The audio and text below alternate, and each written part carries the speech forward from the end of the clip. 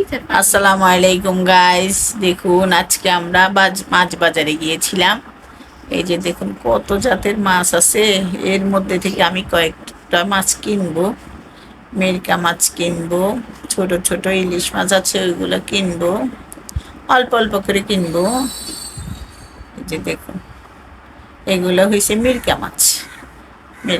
মাছ নিয়েছি, এই যে ইলিশ মাছ নিয়েছি, পোয়া মাছ নিয়েছি, কই মাছ নিয়েছি।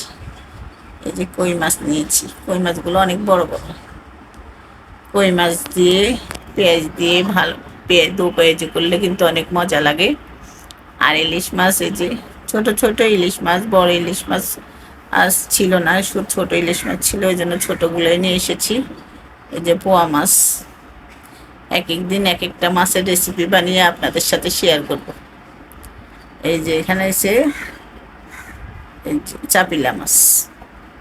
চাপিলা মাছ খেতে কিন্তু খুব ভালো লাগে পেঁয়াজ দিয়ে দু পেঁয়াজি করলে, বা একটু ঝাল ঝাল করে একদম পোড়া পোড়া করে ভাজা ভাজা করলেও মজা লাগে। এই যে আজ এ পর্যন্ত, আল্লাহ হাফিজ। আপনারা যে যেখানে আছেন ভালো থাকেন, সুস্থ থাকেন। আর আমি মাছগুলা কেটে নেই। এই মাছগুলা কাটতে আজকে আমার অনেক সময় লেগে যাবে। আমার খালাও আসে নাই, খালা আসলে অবশ্য খালা আমার সাথে কেটে দিত।